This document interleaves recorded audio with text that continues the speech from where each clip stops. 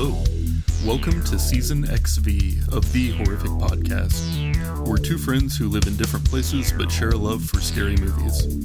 In each episode, we both watch the same movie on our own and then record a conversation together about what we liked, what we hated, if we were scared, and maybe even some larger truths about why people watch horror movies in the first place. This season, we're watching movies from the 90s and talking about how they fit into the larger picture of 90s horror and how each year from that decade stacks up against the others. Thanks for joining us, and we hope you enjoy the episode.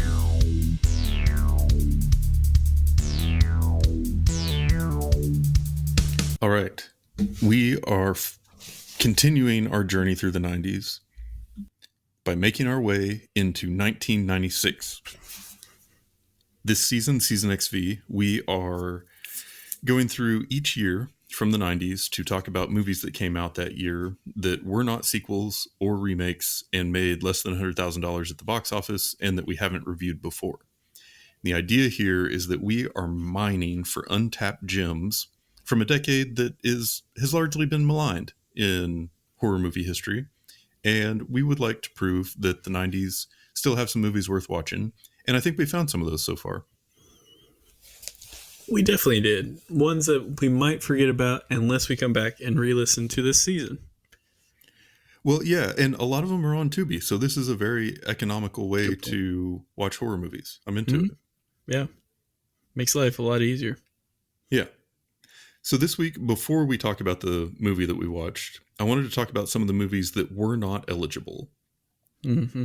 So this means that because of our self-imposed rules, there are movies that we didn't talk about because we didn't want to just review more sequels or movies that everybody's already seen. So the ones that were not eligible for 1996 were Tremors 2 Aftershocks, Lawnmower Man 2 Beyond Cyberspace, Carnosaur 3 Primal Species, Children of the Corn 4 The Gathering, Leprechaun 4 In Space, Amityville Dollhouse, and Hellraiser Bloodline. That's a lot of sequel action. All sequel action. What's amazing to me is how many of those are from movies that started in the 90s. You know what I mean? Agreed. Yeah. It's still Leprechaun 4. Yeah. Keep them coming. Well, we just did this one like two years ago. Yeah. Exactly. Let's go. Yeah. 93. We just watched Lawnmower Man. Mm-hmm. But then there were some that we couldn't talk about because we already did episodes on them in previous seasons. And those were From Dusk Till Dawn, Mars Attacks, and then The Elephant in the Room, Scream. Yeah. I feel like in some years there are movies that just overshadow everything else. Mm-hmm. And I feel like we definitely had that in 92. With Silence of the Lambs, 91. That was just such a huge movie that was definitely, it crossed over from horror into like pop culture. Yeah. And I think that we really saw a lot of like lasting impact from that in non-horror movies as well in horror. Like how many movies have we watched now that had like a psychologist or, somebody in like a mental ward or something? Like it definitely was a thing that made its mark. And I really feel like Scream in 96 played a similar role. Yeah, 100%. Like it was kind of like the start of those quote unquote like high school, college horrors that were fixing to come out. Oh yeah. A few years later. Yeah. Yeah. So I think when it comes to the rankings at the end of next week, this one's got a little more cachet to it than some of the others because I really liked From Dusk Till Dawn as well. Yeah, Mars Attack too. Yeah, I mean, so we're already starting this off pretty hot, but we'll see where this week and next week take us. Yeah. So this week we started with a movie that is eligible for us to talk about by our own arbitrary rules, and that movie is Bad Moon. Yeah. You chose this one, right? Yes, I did. Yep. And what another criteria? Reasoning? Yeah, I'll tell you. If you go to IMDb, you can look at the parental guide and you can see if there's boobies in the film or not. And out of our options, this was one that had boobies. It was in the first scene, so I went with it. That was it. I did no other. I was just like, you know what? Because I'm looking, I'm reading, I'm like, which one? No, not anymore. Let's go to the facts. And I gotta say, one of the reasons why I'm pleasantly surprised by last week's episode was because the parental guide definitely didn't. It said mild. There's more nudity than what it said. For this one, they were right on the money. It's just in the first few minutes. Do you guys know that's even a thing? That's a thing in IMDb. If you just keep scrolling, it's like, wait, what? There's a parental. Like, who are the narcs? Right. Bunch of old parents. Like, if that's the reason why you're not watching this movie because there's nudity in it, then you just get a new fucking life. Well, what like, if it's not narcs? What if it's bros? That's true. But yeah, that was it. And I was like, oh, werewolves. Cool. I assumed because it was Bad Moon. It's like, it has to be a thing. I still live my life by that kind of method every once in a while, Hey, yeah, you got to go with what you know. Mm-hmm. I'm ready. We've got a lot to talk about with this one. I'm going to do some fun facts, and then we'll get into the writer of this movie just really desperately wanted everyone to know exactly what a flopsy was, didn't he? Details. I would have gone with, why the fuck are we so angry? Details. In 1996, Warner Brothers brought us Bad Moon, a werewolf horror movie written and directed by Eric Red. This film tells the story of a woman who is thrust into a sticky situation when she finds out that her brother is carrying a deadly curse after his last trip to the jungle. Unfortunately, the real victim in all of this is an innocent German shepherd named Thor. This movie isn't good, but it is relatively short and is free to watch on Tubi. It was made on a budget of $7 million, but only made a little more than $1 million at the box office, and I think that was probably more than it deserved. That's fair. That's a fair assessment. I feel like I was harsh but fair. You were. Both of those. Firm but fair is what we call it. Yeah. Do you... I feel like we should start off with some good things. Yeah. Okay, here's the first line I got. Well, yeah, you gotta start this thing. Creature horror! !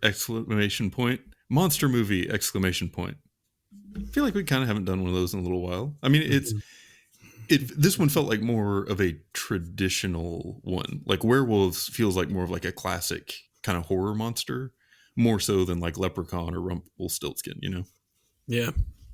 Yeah. This is in the same vein as Rumpelstiltskin, like as far as like film quality, but I also think they may have all been filmed on the same camcorder, the same stage, like they were just like recording one by one kind of thing. And the reason why they came out year after year is just because they each had to share their own camcorder. They're like, hey, come on, mom said I could use it this time. What blew my mind about this is that it actually has a higher rating than the last one that we did. Yeah, that's dumb. Which definitely tripped me out because like there were problems with this one. There were problems. Yeah, there's definitely a little bit of light at the end of the tunnel for this one too, though. So, well, one thing that I thought was good about this one were the practical effects. For the other things about how this movie was made, like the dialogue and acting, I was kind of expecting all of the practical effects to be really half-assed as well. Yeah. But I thought it was kind of one of the more compelling, like, werewolf depictions I've seen. I agree. Yeah, and like the cuts and that the werewolf would do were gruesome as all get out. Yeah, and I thought that the werewolf itself was convincing enough that it didn't take you out of the scene. Mm-hmm. Even though a lot of the times it was a very like practical effecty type thing. Like I got the feeling that it was kind of mechanic, like the face was very mechanical and had like a pretty limited set of motions. But the way that they used that within kind of this, when there were close-ups versus when it was more kind of cutaway and like fast moving and stuff, I thought they pulled it off really well without, a huge budget or a lot of over the top special effects. There was all like the transformation CG at the end that was less good, but Mm-hmm. for the vast majority of the movie, I really thought they did well with the wolf. And I think that werewolves look super dumb in most horror movies. Yeah. So I was kind of pleasantly surprised by that with this one. Yeah. Yeah, I'm on the same page with that. It definitely this definitely should be, if you're gonna be making a movie on werewolves, you should definitely watch this one as far as what they should look like. Yeah. It kind of blew my mind that they were able to kind of pull that off too, considering. Yeah. So outside of those good things, this one might have had the worst dialogue of any movie we've watched this season, and maybe even over the course of this podcast. Mm-hmm.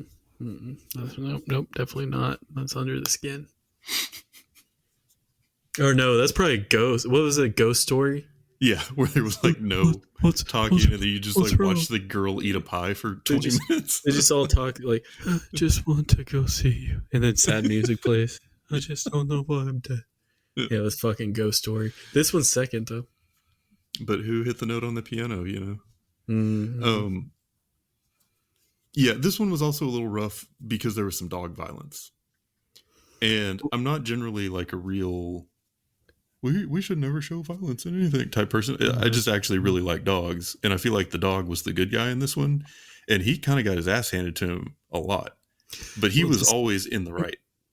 Yeah, so this is based off a book that I think is written from the dog's perspective or something like that. It sounds compelling. For the record. So to be very clear on the statement I said, I think that a writer, human, was like, I'm going to write a book from a dog's perspective. And that's what we got here. I just feel like that would be a ridiculous book. I'm just saying the fact Food, that it's not hungry, Boston. Outside. Yeah, exactly. Sorry, humping this leg. I think that's legit, though. I think that's like, supposedly it's from more of Thor's perspective, which is crazy. Yeah, I had read that as well, and I'm kind of curious like what that would look like just from a storytelling perspective, but I'm also not interested enough to actually go devote the time to reading it, so I'll take their word for it. But this one, have we seen a horror movie with a dog this involved before? I feel like we have. I just can't bring one to mind at the moment. Well, we haven't done like, was it Cujo, whatever that one is. So we haven't done that one. Oh, so yeah. I would say probably not. We haven't done I Am Legend. That one has a dog quite a bit. Oh, yeah. Yeah. I don't think so, man. Normally, like, I mean, the first couple of seasons, like, they just all died. Yeah. I remember, like, early on in our first season, like you'd see a dog on the stage. You'd see a dog in the movie, you'd get stressed because you knew what was coming. 100%. Yeah. And so if we watch this one, we'd be like, oh, they don't all have to die. Yeah. Yeah. This one. So the overarching story is there's like a guy who was on some sort of expedition. He got scratched by a werewolf, and then he fought it off, but then he was cursed to become a werewolf, and then he reconnects with his sister, and he's killing people near where he was staying. So then he moves his trailer by her because the police are around. And then she starts very, very, very, very, very slowly reading all the obvious signs that he is in fact a werewolf. And then he seems to be a werewolf, but also like have a split personality that isn't just at the times when he's a wolf. Like sometimes he acts like a dick during the day too, like, but it's supposed to be like a split personality thing, or I don't know. It was like he was an alcoholic. I mean, like, legitimately, that's a legit statement. You know, like sometimes people who are alcoholics, you get the fun alcoholic, like the fun guy, but then at the same time, like an hour later, they're like a real big dickhead. That's like the happy drunk becomes the fighty drunk. Yeah. Like they're happy that they're getting, their alcohol in their system, so everything's good. But then, once it gets into their system, they're just like the worst. That's exactly who this douche was. 100%. It was just like, I want to fight this guy just from how his like cadence in talking. Yeah. It was the worst. Yeah, it was rough, and there, it was almost like there was this like rivalry between him and Thor, the German Shepherd, for some reason, and that didn't really make sense to me unless this idea of him being like part werewolf during the day too. Like I don't know, but it's just it didn't. There was a part where he's trying to handcuff himself to a tree at night because he thinks that's what's going to keep people safe. Yeah. But then at one point he's about to do it and his sister shows up and he's like, well, now that I saw you, I can't do this. And it's like, well, why? You know, like, why couldn't you still do the thing that you were here doing while you're still a human and able to do the things you want to do? Like, it was so confusing through a lot of it. And the motivations of the characters didn't make a lot of sense. None. There's zero. Why would you, that's your sister who you like obviously have a good relationship with. Right. She's letting you crash for free at her place till the heat goes away. Like, yeah, but they wrote it like this dude is like some fucking creepy ex-lover that's like an alcoholic. The interactions between the two of them was like, if a real brother and sister were holding each other like that, it'd be awkward for everybody, you know? Yeah. It's definitely there was dialogue in this that I guarantee you the person who was rewriting the script was like thinking it was a romantic conversation, but, you know, and you're just like, what are you guys saying? Like, I have a sister and I would never, like, that's the weirdest thing in the world to say to them. Like, what? Right. It was weird. It's weird. Like, it tripped me out. You're like, this is like, you know that some bad shit's happening, man, like, to you. So like, why do you need to go take down the rest of your family? Like, that's the opposite of how like brains work. Like, they're like, I need to get away from you guys before I hurt you normally, unless, you know, you're a bad person. This dude was a douche. Like, I hated that guy, not because of his actions in the film, because of his cadence and talking. He was a very hateable character. Not as hateable as the sales guy, though. The flops. I don't think his hateable was on purpose necessarily. I think he's just a terrible fucking person. I'm just kidding. I just got really aggressive. Why did the salesman have to do it? You know, like, why was that a thing? The scene that got me was when he came back at night with the steak and the meat cleaver. He's like, I'll teach them. And you're like, as soon as you saw him, you're like, oh, you're dead. He's like, there's a giant German Shepherd here that almost killed me last time when his owner was watching. So now I'll go try to find him when we're one-on-one. Come on, dude. Yeah. So when the werewolf went after him instead, that was like a very satisfying moment. That was like my favorite scene in the movie because it was just like, cool, he got what was coming to him for being a jerk. But yeah, I mean, I guess at the beginning when I saw that scene, I thought this dude is gonna be the werewolf. Like, this is where we're going. Like, this is this is bad acting from this actress. The kid from Dennis the Menace is, you know, not the greatest. Like, so this has to be like the first of this movie where like this shows the werewolf like killing to show who's, you know.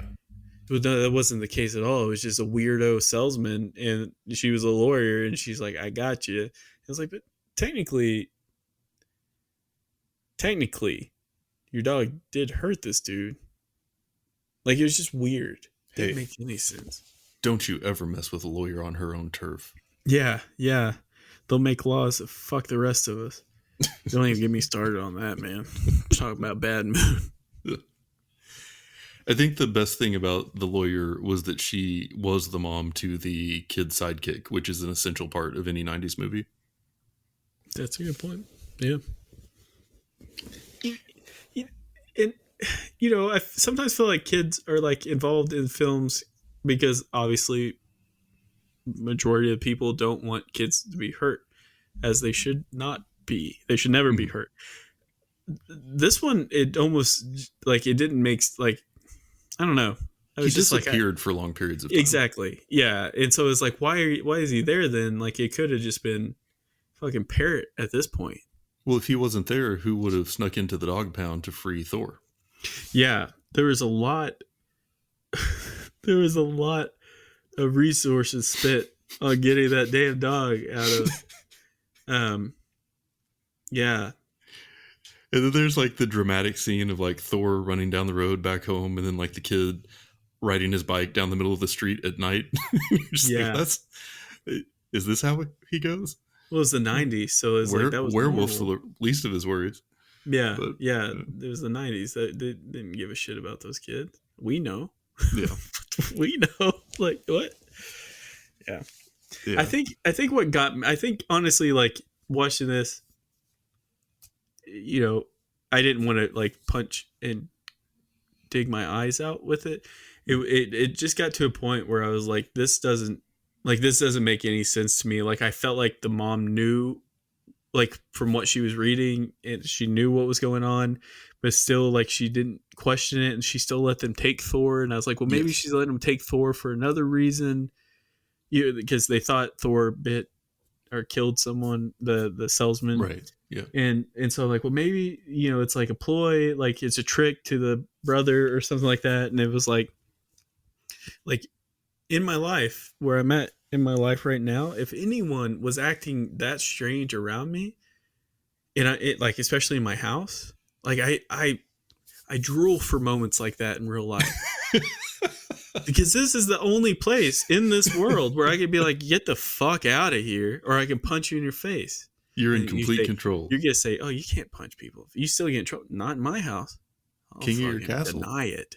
Yeah, Yeah, yeah. So I mean, my thing is like she basically saw the bad moon rising, and the trouble was on the way. Almost like there's earthquake, lightning. Like she could see bad times today. Don't go around tonight. Well, it's bound to take your life. There's a bad moon on the rise. It's like she knew that song, and she's like, fuck it, I'm gonna ignore it and act like my brother didn't do this, but still keep my kid around him. She needed that kid to be taken away. she's like, don't you tell me how to live my life, John Fogerty. Yeah. Fucking John Fogerty. Yeah, I didn't really take that many notes on this one just because it was so Why? over the top. Yeah, but Yeah. I did capture what I felt like was the one line of dialogue that best summed up this whole movie. Was very dramatic in the voice that you hated. You should have listened to the dog, Janet. That was the big dramatic moment in this one. So it should tell you all you need to know. Well, yeah, because I could give myself a shot, Janet, or a tetanus shot, Janet. I mean, like, like what are we? What? Yeah. Um. So this one's a pass. Yeah. I think. Well, if we could take like this werewolf, like we were saying, like this design, that's a great werewolf design. I liked it. Yeah, and if you had done almost anything else with this one, it could have been a lot better. I mean, like Anything else? the highlight. This should have been made like a slasher.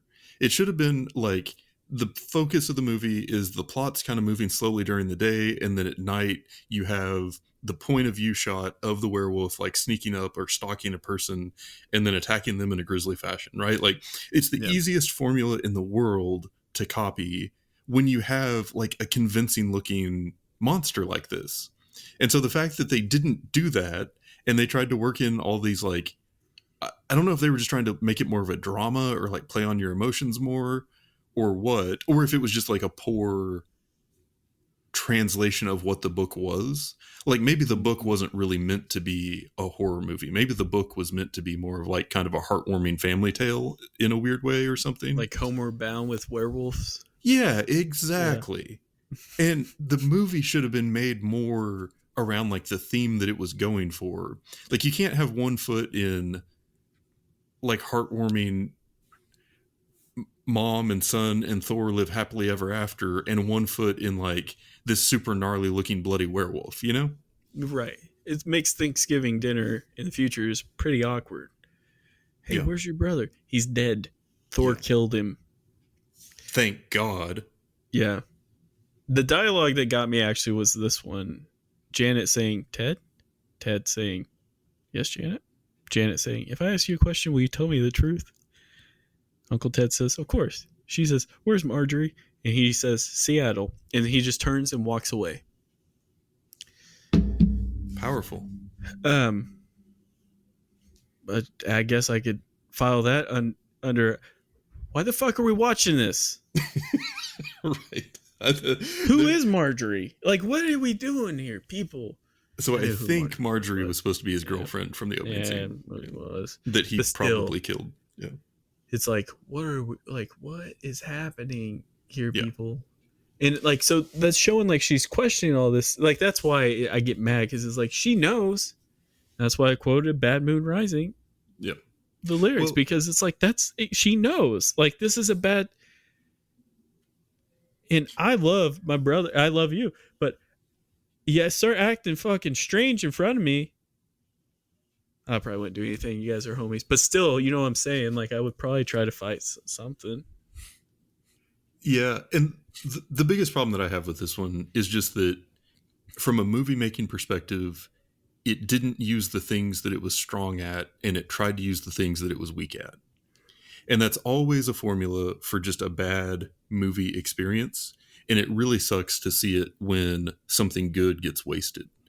So this movie was trying to rely on the acting and the chemistry between the characters, which it didn't have.